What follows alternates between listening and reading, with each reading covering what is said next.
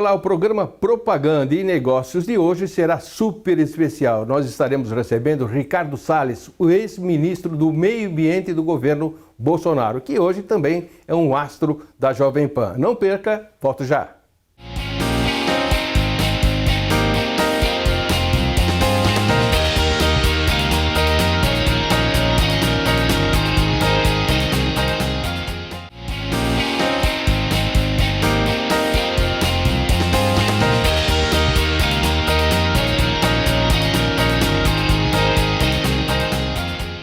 Olá, como eu disse na abertura, estou aqui frente a frente com o Ricardo Salles, ex-ministro do Meio Ambiente e agora um dos astros da Jovem Pan TV. Ricardo, obrigado por ter atendido o nosso pedido. É um prazer enorme te receber aqui no nosso programa.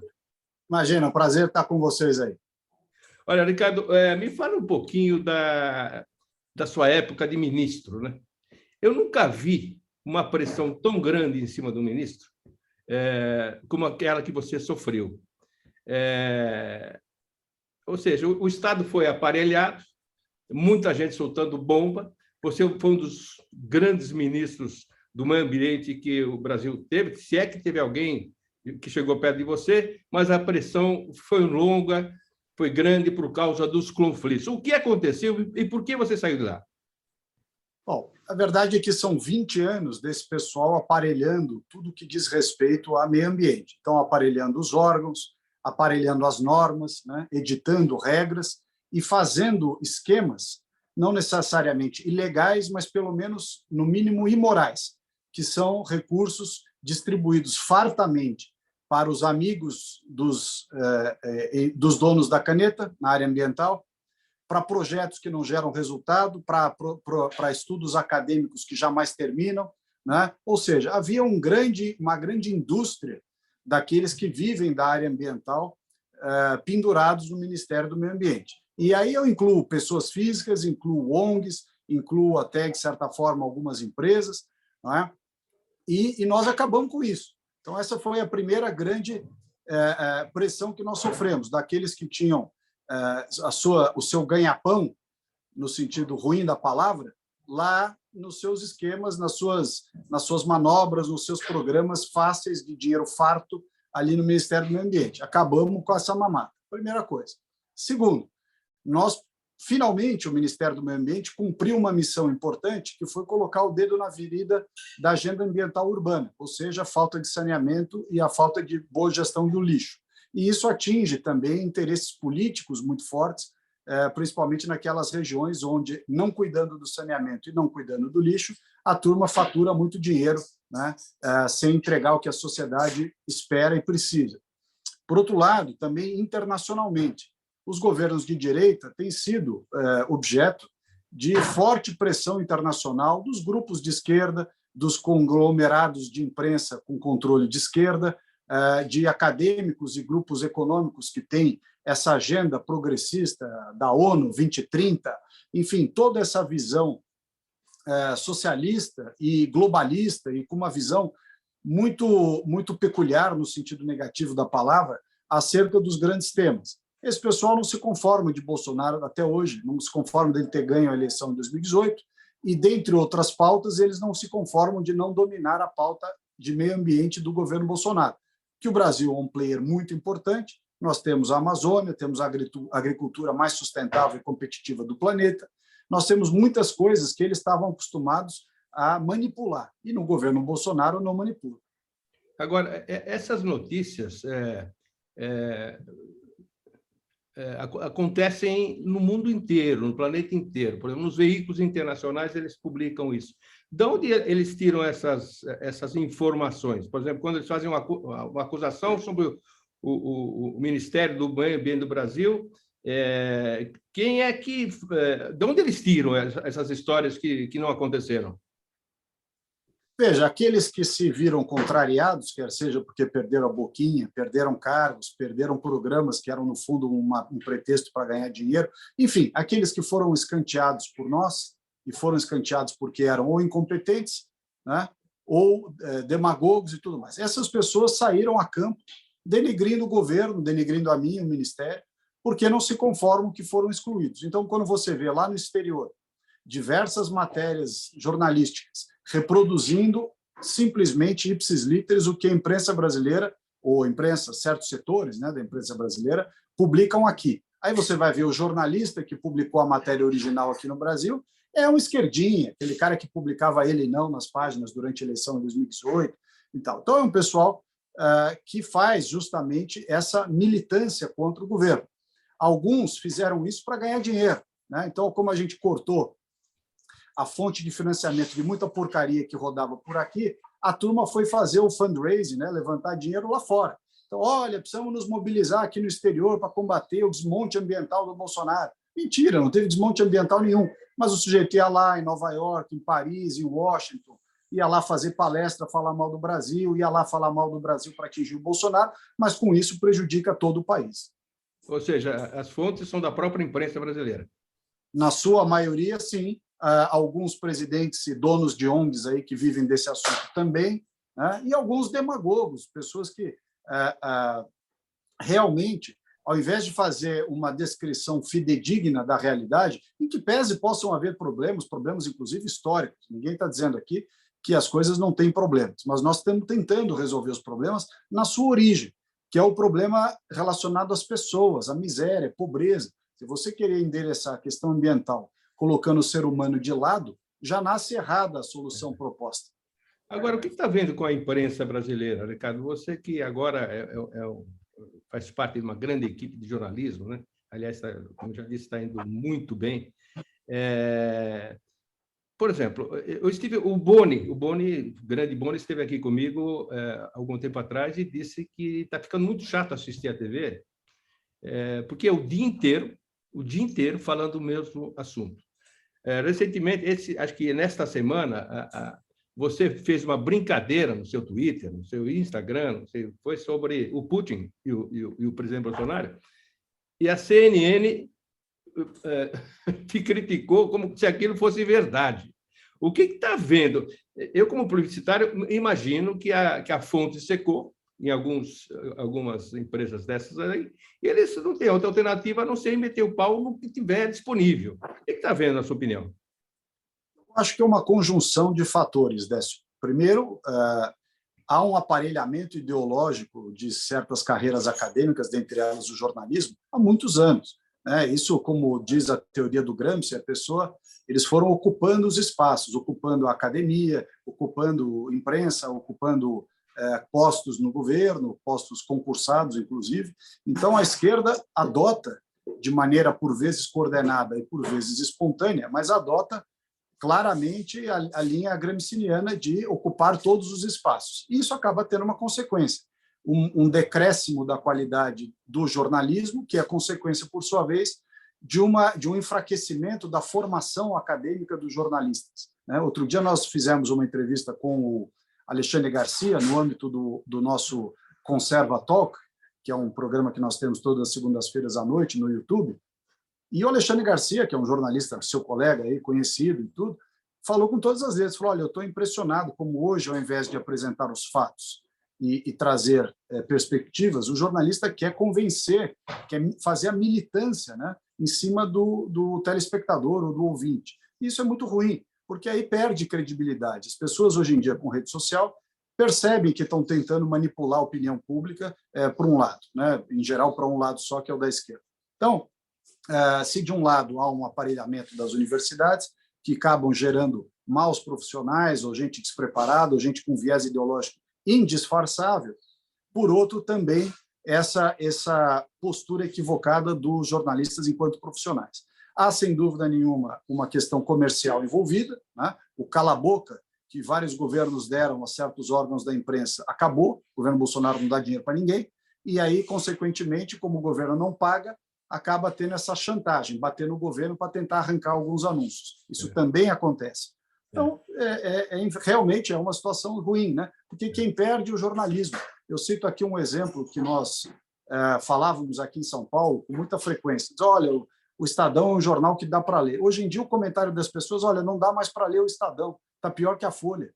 Quer dizer, é triste, porque é um jornal tradicional, tinha ótimos articulistas, etc., mas acabou sendo também o Estadão capturado por essa essa militância disfarçada de jornalismo em muitos casos. Tem bons articulistas, sim, mas o editorial, a redação e tudo mais estão muito contaminados. É impressionante. Essa viagem agora do presidente Bolsonaro para a Rússia, né? O que foi criticado, o que ele foi fazer lá? Foi negociar agrotóxico, alguma coisa? Estou falando de tudo. Enquanto isso, o Lula ele viajou para falar mal do Brasil e gastou cerca de R$360 mil para ir lá fora e fazer propaganda contra. Ou seja, é o fim do mundo, né? É o fim do mundo. E ainda assim, a gente vê o Lula à frente das pesquisas, né? Eu sou obrigado, pelo profissional de marketing que eu sou, fui por muitos anos, a acreditar em pesquisa, mas é estranho ver a liderança de uma pessoa. Essa militância está em todo lugar. Não é possível que alguém possa votar numa pessoa que fez o que fez. Eu até imagino que ele foi solto. Eu tenho até uma listinha aqui para te provocar, dos ministros do STF. Quem indicou o Marco Aurélio foi o Collor. Gilmar Mendes, FHC, amiguinho do Lula agora. Lewandowski, Lula indicou. Carmen Lúcia, Lula indicou. Fux, Dilma indicou. Roberto Barroso, Dilma. Alexandre de Moraes, Temer, vice da Dilma. E agora tem o Nunes Marques, que o Bolsonaro indicou. Ou seja, o STF... E o André Mendonça também. Né? E o André Mendonça. André Mendonça. O STF soltou o Lula e ele está aqui se dizendo um grande injustiçado. Eu não consigo entender como, porque é uma pessoa despreparada, uma pessoa que não fala português correto. E, no entanto, as pesquisas estão dando que ele pode ganhar. O que você acha desse momento que nós estamos vivendo, principalmente essas pesquisas, Ricardo? Bom, com relação às pesquisas, eu não sou uma pessoa adepta à teoria da conspiração em qualquer campo, em qualquer situação. Eu não costumo não acreditar e ir na onda de quaisquer teorias da conspiração. Eu acho sim, que há uma metodologia errada, tanto que as pesquisas, historicamente, têm errado. Se a gente olhar as pesquisas de 2018, elas erraram, elas só corrigiram fizeram uma publicação de correção de rumo, quando já era inevitável, ia ser ainda mais escandaloso o erro das pesquisas, que o Bolsonaro ia ganhar. Aí eles, na reta final, fizeram uma correção de rumo. Correção essa que a gente já começa a ver nessas pesquisas de agora. Essa semana, por exemplo, que diziam que a diferença era de 14%, 15%, 16%, já estão dando diferença de 9%. Né? Aí, no segundo turno, essa diferença sobe para 30%. Quer dizer, é uma coisa incoerente. Eu acho que há uma metodologia equivocada de fazer pesquisa. Eu tenho uma impressão, aí não se trata de análise técnica, tenho uma impressão, pelos dados que são divulgados pelos institutos, muitas vezes, de que as pesquisas são feitas eminentemente em área urbana. E área urbana é onde se concentra a esquerda. Se você for para o setor rural, para o interior do Brasil, para mesmo o interior do estado de São Paulo, as pessoas são muito mais conservadoras, portanto, não tem esse apoio que o Lula diz que tem, pelo menos nas capitais, onde está a turma aí da esquerdinha, a turma do Boulos e tudo mais. Bom, esta é a minha consideração acerca das pesquisas. Há uma outra faceta das pesquisas, que é a pesquisa de rua propriamente dita, ou seja, o Bolsonaro vai em qualquer lugar do Brasil e ele, claro, tem gente contra, ninguém está dizendo que ele é unanimidade, mas a maioria das reações são de apoio a ele, e reações espontâneas, gratuitas, ao contrário das do PT no passado, que eram remuneradas. Os sindicatos, através do imposto sindical, criavam hordas de apoiadores que, no fundo, eram a história da mortadela. Né? Recebia o pão com mortadela, né, para ir lá bater palma com a camiseta da CUT, disso, daquilo. Bom, então, essa é uma diferença brutal. O Lula não vai em lugar nenhum. Ele só tem feito eventos e reuniões em ambiente fechado, onde ele tem absoluto controle da audiência. A gente viu essa semana, até foi curioso, vários canais do YouTube citaram isso, que as lives do Lula têm 300 pessoas, 700 pessoas. As do Bolsonaro têm 140 mil, 50 mil, 30 mil. Quer dizer, onde é que está esse apoio todo do Lula aí, que o pessoal fica alardeando nas pesquisas? Dizer que o Lula não tem apoio não é verdade. Ele tem apoio de uma parcela da sociedade, que é a fatia tradicional que os petistas sempre tiveram, 30%, 30 e poucos por cento, dependendo do estado. Mais que isso, é uma oscilação, que foi, inclusive, essa oscilação, esse público que oscila, que elegeu o Bolsonaro, né? Se nós lembrarmos, é só uma coisa simples. Qual foi o percentual de votos que teve Bolsonaro e que teve Haddad? E se a gente olhar o apoio que Bolsonaro tem hoje, ele não é muito diferente do que ele já tinha na eleição em 2018. Por quê? Porque o Haddad teve 40% dos votos, ou 40 e pouco. É os mesmos 40 e pouco que continua dizendo que o governo Bolsonaro é ruim ou péssimo. Com uma variante, uma variável, perdão, de 5% para mais, 5% para menos e tal. O que é natural diante de um governo que teve que enfrentar a pandemia global, uma inflação global altíssima, né? Os Estados Unidos está tendo a maior inflação dos últimos 40 anos, a Europa a última inflação dos últimos 30 anos. O Brasil está tendo inflação alta, como os demais também estão, mas não está longe de ser a maior inflação dos últimos 40 anos. Então não tem cabimento fazer uma análise política, como alguns têm feito, de que o Bolsonaro estragou a economia. Não, o mundo inteiro estragou a economia. A pandemia estragou a economia e os governadores e prefeitos que fecharam tudo, né, implementaram o Fica em Casa, Economia a gente vê depois, eles destruíram os empregos. Bolsonaro criou o Pronamp, criou o Auxílio Brasil, postergou impostos, parcelou dívidas, fez uma série de coisas que os governadores não fizeram, inclusive aqui em São Paulo, não fez. Tirou, inclusive, isenções de ICMS, que até então estavam em vigor, ele tirou as isenções, ou seja, a mesma coisa que aumentar imposto. Então, veja, é muito injusta essa crítica de querer colocar nas costas do Bolsonaro o ônus da crise econômica. Claro que para as pessoas mais simples é de difícil entendimento, você saber por que o preço dos alimentos no supermercado está tão caro, por que a gasolina subiu tanto, por que a inflação está assim, está assado. A pessoa, muitas vezes, e até é compreensível, não quer saber de explicações internacionais, ela põe a culpa em quem está no governo do momento. Então, mas aqueles que têm um nível de conhecimento intelectual, acadêmico, né, preparo um pouco maior, tem obrigação de compreender o que está acontecendo lá fora e não repetir essas besteiras. Né? Então, mas no segundo turno, vamos supor que o primeiro turno complica, com muitos candidatos, tá? Mas no segundo turno, quando a pessoa for votar, tiver lá, você já disse, inclusive, outro dia na Jovem Pan, a fotinho do Lula e a fotinho do Bolsonaro, eu duvido, como você também duvida, que alguém, mesmo que seja contra algumas coisas do Bolsonaro, possa votar no Lula. Então, o petista vai votar. O petista vai votar, porque ele é petista mesmo e ele é indulgente com as roubalheiras, ele às vezes até fez parte das roubalheiras, teve algum parente que trabalhava em estatal, em sindicato, em fundo de pensão e que se beneficiou disso daí.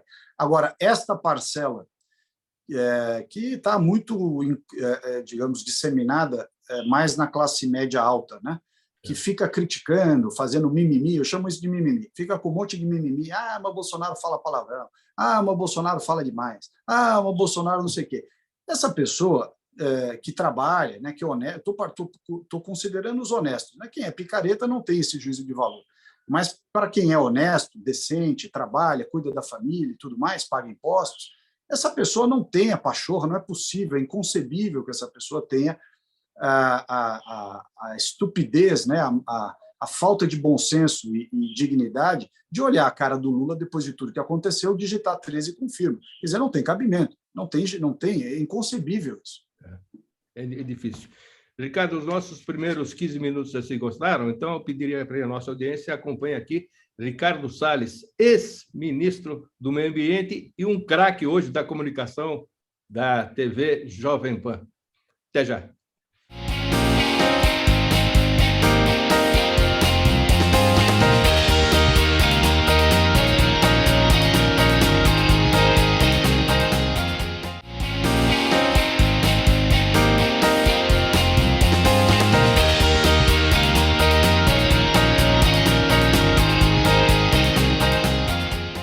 Segundo bloco da ótima entrevista com o Ricardo Salles, ex-ministro do Meio Ambiente, um craque no setor e também agora na área de jornalismo, dando um show de competência.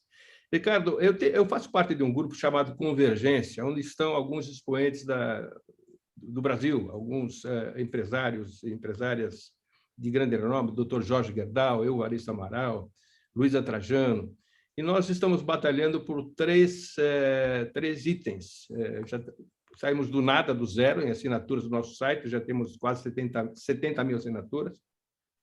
Estamos batalhando pela reforma administrativa, pela privatização de todas as estatais e também pela venda de imóveis não utilizados da União. A gente descobriu que tem muita gente que vive de imóvel não utilizado, fazendo condomínio, essa coisa toda. O que você acha desses 3 itens? Reforma administrativa, desestatização, privatizar todas as estatais e também a venda de imóveis não utilizados. O que você acha disso? Até porque eu mostro para o Evaristo, Gerdau, Luiz e outros craques, Jaime Garfin, que é o presidente da Sul América, também está lá, desses 3 itens, na sua opinião. Olha, tanto o Jaime quanto o Dr. Jorge são grandes amigos, então, quando eu estiver com eles, encaminho o meu abraço. Mas o Brasil precisa fazer todas essas coisas, né? Precisa fazer uma reforma administrativa que traga eficiência ao setor público, precisa ter um sistema tributário que traga racionalidade, acabe com a guerra fiscal e dê eficiência ao setor produtivo. Evidentemente, tem que se desfazer de todas as estatais, e aí eu faço, como eu já fui governo mais de uma vez, posso dizer, de experiência própria, que não há justificativa para nós termos nenhuma estatal. Não há nenhuma área em que o governo atue melhor que o setor privado. Mas a Petrobras... O próprio presidente da Petrobras disse outro dia que a Petrobras não pode fazer política pública. Ora, se ela não pode fazer política pública, para que ela é uma empresa estatal, então? Quer dizer, não tem sentido. Então, a venda de imóveis, mais ainda. Quer dizer, é algo que a gente... o Estado não tem que ter imóveis. O direito de propriedade é algo inerente ao setor privado, as pessoas, as empresas, enfim, para que a economia possa ter dinamismo, gerar emprego. A gente vê os países que respeitam esses princípios da livre iniciativa, do empreendedorismo, do Estado enxuto e eficiente, são os países que vão bem economicamente. E os países que adotaram o modelo que o Brasil tem hoje, que é um modelo estatal, gigantismo, irracionalidade tributária, uma série de privilégios para determinados setores do funcionalismo público e tudo mais, são países que seguem atrasados. Basta que quem não concorda com isso, olha para a Argentina, o que está acontecendo, né? A Argentina é aquela piada, eu sou você amanhã. Então, se o Lula ganhar e eles implementarem tudo que eles estão dizendo que vão fazer, e eu acho que eles vão implementar, se eles ganhassem, né, implementariam, porque é a agenda do PT, é a agenda do PSOL, do Guilherme Boulos, que apoia o PT e tudo mais. O Olavo de Carvalho me falou, na última entrevista que ele deu, foi no Conservatório, se eu não estou enganado. E ele falou uma coisa muito interessante. Ele falou, tão importante quanto saber, aliás, tão ou mais importante do que saber o que você quer, é a classe política entender o que ela é contra, né? Para você poder tirar os mimimis, dizer, fulano não pensa como eu, Beltrano não usa desodorante, ciclano é feio, tá bom, mas se a gente tem, ou se os grupos têm um objetivo comum, e aí é uma mensagem, eu já conversei muito, inclusive, com isso aí, com o Dr. Jorge, com o próprio Jaime, o que nós não queremos? Nós não queremos um Estado que é o que o PT quer. Nós não queremos corrupção, não queremos aparelhamento da máquina pública, não queremos regras de desrespeito à propriedade privada, não queremos agenda de destruição da família na educação e em várias outras áreas. Nós não queremos tudo que o PT representa, né? Não há nada que o PT representa que esteja alinhado com essa visão liberal conservadora do Estado, de país. Inclusive, a parte de liberdade de expressão. O Lula não se cansa de dizer, até me assusta, inclusive, a forma assim, franca com que ele diz que ele quer controlar a imprensa, quer controlar a mídia, quer controlar a internet. Quer dizer, isso é típico de país ditatorial, né? Isso é coisa de Cuba, isso é coisa de Coreia do Norte. O Bolsonaro, que eles acusam de ser antidemocrático, o outro lá falou ontem que governo populista, antidemocrático. Mentira, o Bolsonaro não fez nada. Ao contrário, é ele que tem respaldado todas as defesas das liberdades individuais, da livre expressão, do direito à manifestação. Ele é atacado diuturnamente por todo mundo que não gosta do governo dele. Ele nunca tomou uma medida antidemocrática contra nenhum dos seus desafetos. Zero, nunca fez nada. O Lula, mesmo quando afirmou isso, disse, olha, eu vou controlar a imprensa, censurar a imprensa, porque eu já fui censurado. Se ele não gosta, porque ele quer censurar, ou seja, controlar. É um negócio completamente incoerente. Mas falando na administração do Bolsonaro, nessa semana, com esse grupo, nós estivemos com o ministro Tarcísio de Freitas, e a apresentação dele foi algo fantástico, ele revolucionou a infraestrutura no Brasil, né? Perguntaram para ele daquelas barreiras nas estradas, que você passa de estado para estado, tem que parar o caminhão para carimbar uma nota, isso demora 6 horas na vida de um caminhoneiro, ou seja, é uma pessoa extraordinária, assim como você e todo o ministério do Lula. Mas falando em reforma administrativa, Ricardo, eu peguei aqui alguns dados impressionantes. Que time você torce, Ricardo? Eu sou torço pro do meu filho, que é São Paulino Roxo. São Paulino Roxo. Eu sou palmeirense. Eu vou te dar um exemplo aqui. Sobre foro privilegiado. Estados Unidos, 0. Nenhuma pessoa tem foro privilegiado. Inglaterra, 0. Nem a rainha tem foro privilegiado. Alemanha, 1 pessoa. Portugal, 3 pessoas. No Brasil, 58 mil pessoas com foro privilegiado. Eu te perguntei que time você torce, porque o Allianz Parque cabe em 45 mil pessoas, fica lotado. No Brasil, tem 58 mil pessoas com foro privilegiado e ainda não querem fazer a reforma administrativa. Outros dados que eu tenho aqui, só 0,6% dos crimes apurados no STF, com as pessoas com foro privilegiado, só 0,6% resultaram em condenações. E mais de 500 parlamentares investigados pelo STF, desde 1988, apenas 16 foram condenados. Ou seja, onde está a justiça nesse país, Ricardo? E essa desigualdade de foro privilegiado. Essa discussão ela é complexa, eu vou explicar por quê. Sem fazer qualquer defesa a privilégios aqui, mas há uma situação fática no Brasil hoje, que é o seguinte: há uma indústria da judicialização contra as autoridades. Isso é fato. Então, você vê a quantidade de processos que são ajuizados contra prefeitos, contra deputados, contra governadores, contra ministros de Estado, contra o próprio presidente da República. E esses processos, eu diria, eu vou chutar um número aqui, mas é totalmente instintivo o que eu vou te dizer. 99% deles são abusivos. São processos que a pessoa sabe que ela vai entrar para encher o saco do político na imprensa, para criar constrangimento judicial, patrimonial, familiar, né, político, e depois não acontece nada com quem fez a denúncia abusiva. Eu acho que nós podíamos ter um sistema no Brasil sem foro especializado, né, a prerrogativa de foro por função, que é o nome técnico, mas, por outro lado, precisaria ter uma norma de, primeiro, evitar processos claramente abusivos, né? Então, os juízes americanos, quando a ação é abusiva, ele indefere o processo liminarmente, não tem recurso, acabou. Aqui não, aqui o sujeito entra com uma ação contra um prefeito, para encher a paciência do prefeito, o prefeito fica 15 anos respondendo. Então, essa pessoa que entra com a ação, primeiro ela tem que saber que a ação vai ser analisada com tal critério que a chance dela ser admitida é só se houver realmente mérito. Não é um aparente mérito, tem que ter mérito realmente.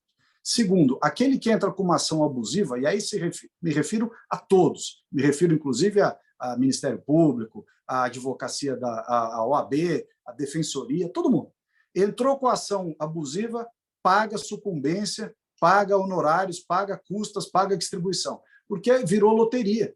O pessoal entra com as ações contra as pessoas, entra assim com 30 ações, nenhuma dá certo, não acontece nada com quem entrou com as ações. Então, é preciso olhar o outro lado, porque se você não olhar o outro lado, Décio, o que vai acontecer? Nenhuma pessoa de bem que tem o mínimo a perder na vida pública vai querer vir para a vida pública. Essa lei de abuso de autoridade, que o Moro demagogicamente atacou, ela é muito importante, porque aqueles que, usando das suas prerrogativas, abusam do poder, têm que se responsabilizar por isso. Essa é uma lógica do sistema democrático que não há nenhum poder sem freios e contrapesos. Tudo tem de haver uma correspondente responsabilidade. Para todo direito existe uma obrigação. Então, esta é uma discussão complexa, realmente. O Brasil, infelizmente, foi capturado desde a Constituição de 88, quando todos os lobbies, né, afluíram lá para Brasília, colocaram um pouco do seu pleito, né, dentro da Constituição de 88, que é um retalho de lobistas, né, um retalho de lobbies de segmentos econômicos, de grupos de servidores, de sindicatos, enfim, de um monte de gente que era contra o regime militar e aproveitou a Constituição de 88 para ir à desforra. O fato é que nós temos uma Constituição absolutamente caótica, que está na origem, eu diria, de quase 90% dos problemas que a gente vive no Brasil hoje, está nessa Constituição vergonhosa produzida lá pelo velhinho, lá o velhinho é demais, né? Como é que era a música do Ulisses Guimarães? Bote fé no velhinho, que o velhinho é demais. O velhinho ferrou o Brasil, porque essa Constituição é uma vergonha. E, para piorar, ela foi desenhada para ser um regime parlamentarista, além de ser absurda no seu conteúdo, vamos dizer, no seu gigantismo, né? Ela foi desenhada para ser parlamentarista. Só que nos 45 do segundo tempo, o Brasil manteve o presidencialismo. Aí ficou caótico de vez, né? Você está vendo as idiosincrasias do parlamento com o poder executivo, do judiciário para com o executivo e o parlamento. Quer dizer, é uma loucura. Essa CPI da Covid que a gente viu, aquele espetáculo dantesco diariamente na televisão. Além de não ter dado em nada, Renan Calheiros capitaneando o negócio, é um negócio assim... Acho que como é que pode... a gente está no meio de tanta mentira que, às vezes, a população acha até que está difícil peneirar a verdade, né? Tanta mentira. O que é verdade e o que é mentira? Aquela CPI da Covid foi também uma coisa, um espetáculo dantesco, feito por um circo, realmente. A televisão cobrindo, e não dei nada. É um desrespeito às mulheres, a Nise Yamaguchi, aquela médica capitã, não sei o quê, que eles chamaram de capitã cloroquina. Quer dizer, esse pessoal adora dar apelido negativo para os outros, né? Eles deviam dar para si próprios, alguns deles, alguns que tiveram a família presa, inclusive por desvios na saúde, outros que estão roubando no Brasil há 4, 5 décadas, né? Quer dizer, esse pessoal devia ter vergonha na cara de fazer esse tipo de coisa, porque a população que tem o mínimo de discernimento viu o absurdo que foi aquilo lá.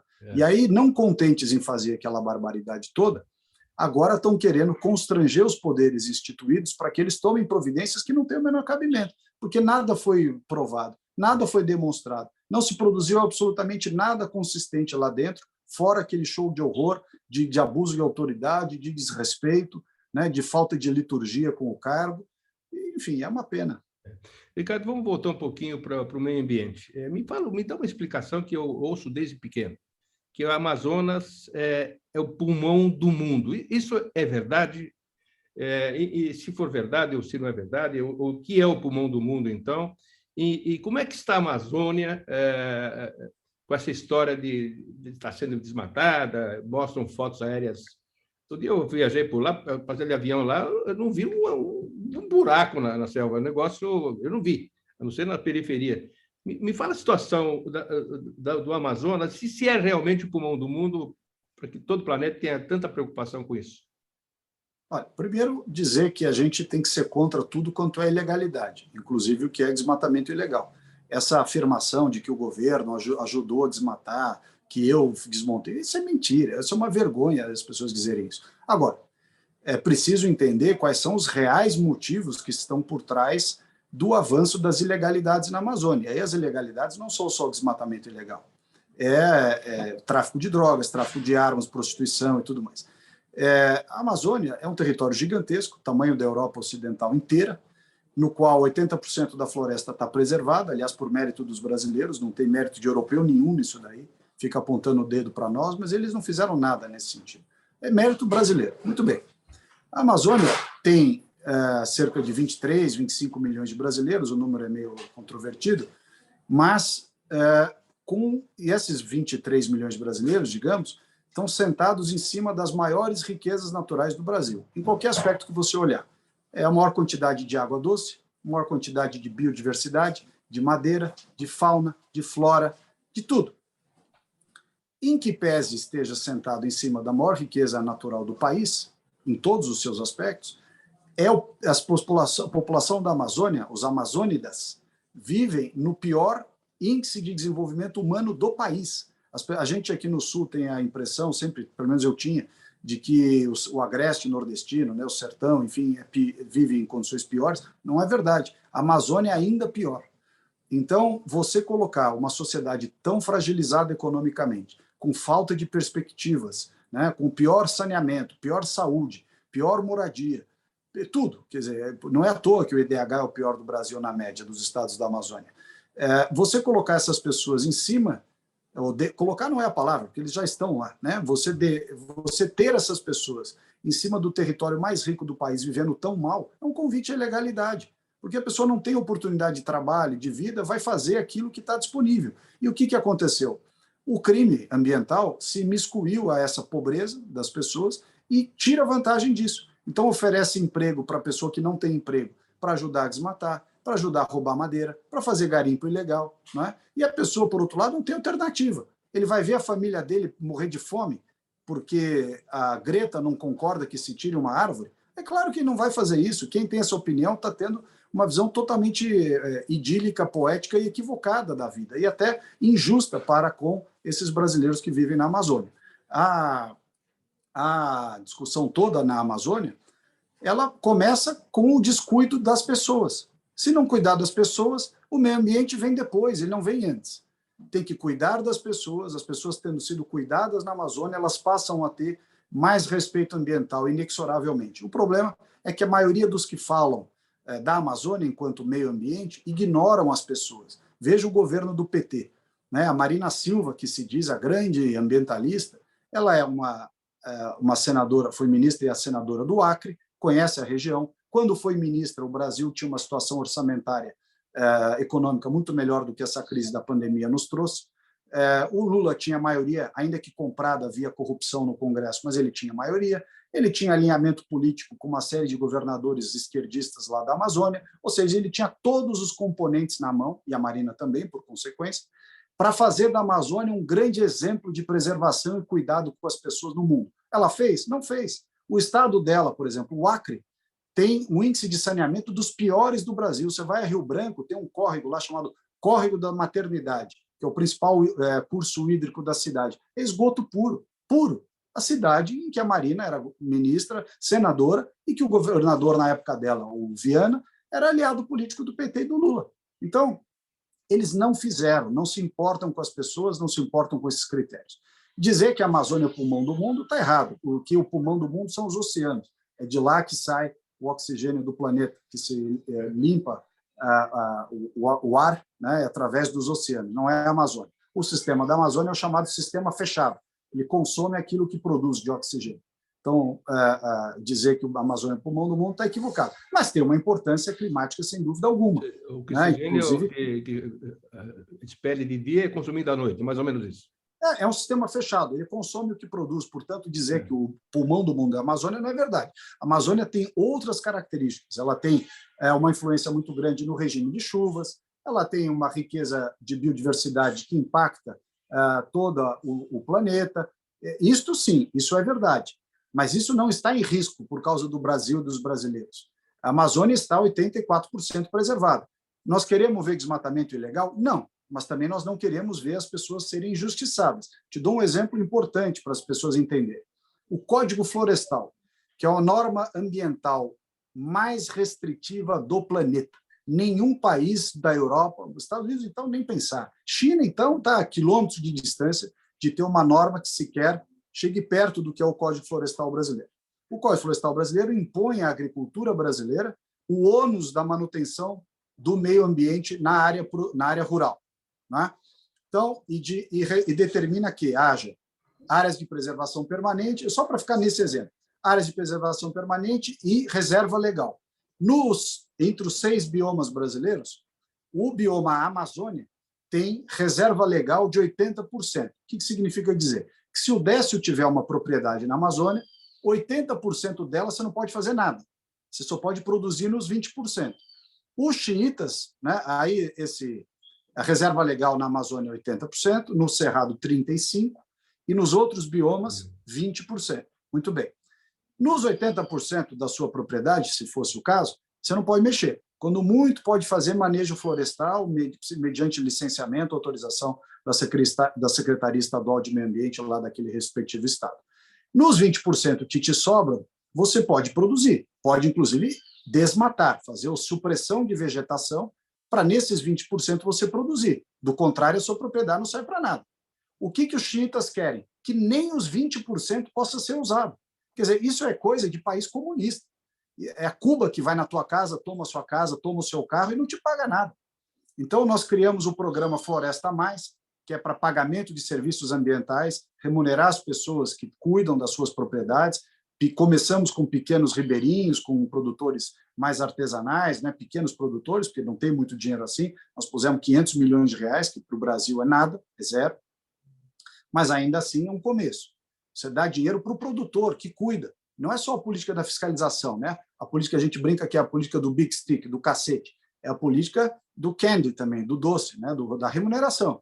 Então, você remunera quem faz direito. O volume lá é R$250 por hectare por ano. Não é muito, mas ajuda. É um incentivo para que a pessoa faça bem feito, não é? Então, esses que atacam querem que, primeiro, eles não dizem, mas muitos queriam que não tivesse ninguém na Amazônia. Aliás, eu conto um fato aqui. Numa das viagens que eu fiz ao exterior para defender o Brasil, ao contrário dessa turma esquerdista que vai falar mal do Brasil lá fora, eu fiz viagens para defender. Numa das viagens que eu fiz para defender, eu fui entrevistado por um pool de jornalistas, editores sênior de um grande jornal americano, eu não vou dizer quem é para não ser desleal. E um dos editores, quando eu falei que a população que vive na Amazônia, que a Amazônia não é uma área vazia, que vivem 23 milhões de pessoas lá e que essas pessoas precisam viver e tudo mais, ele virou para mim, mas não é mais fácil tirar essas pessoas de lá? Eu falei, olha, põe na sua casa, então, aqui nos Estados Unidos, você sustenta, eles vão gostar, sair da floresta e vir morar aqui em tal cidade, em Washington, na verdade. Vão gostar de vir morar aqui. Ele ficou sem graça e tal. Quer dizer, há uma visão tão egoísta e preconceituosa e equivocada, né, de que, inclusive, o ser humano é um bicho indesejado na Amazônia. É como se a gente pudesse fazer a Amazônia um Simba Safari. Põe uma cerca em volta, tira todo mundo de dentro, e aí os europeus, noruegueses, vêm aqui, tiram uma foto bonita e voltam para viver no bem bom lá na Europa, e o brasileiro que se dane. Ricardo, o nosso tempo terminou. Agradeço demais a sua presença, mesmo que virtualmente. Eu espero que, numa próxima oportunidade, você venha até aqui tomar um café com a gente e bater mais um papo, porque a tua entrevista teria que ter 8 horas, não só apenas 30 minutos, um pouquinho mais que nós fizemos hoje. Obrigado, Ricardo, pela presença. Parabéns pelo trabalho na Jovem Pan, parabéns pelo trabalho no Ministério do Meio Ambiente e muito obrigado pelos seus esclarecimentos e simpatia aqui no nosso programa. Obrigado, Décio. Um prazer estar com você. Obrigado pelo convite. Um abraço a todos os ouvintes e a sua equipe aí, para quando eu estiver pessoalmente, eu os vou cumprimentar. Muito obrigado. Este foi Ricardo Salles, ex-ministro, ótimo ministro do Meio Ambiente brasileiro e também um dos astros do jornalismo da Jovem Pan, que deu uma entrevista extraordinária aqui no nosso Propaganda e Negócios. Espero que todos vocês tenham gostado e até a próxima. Tchau.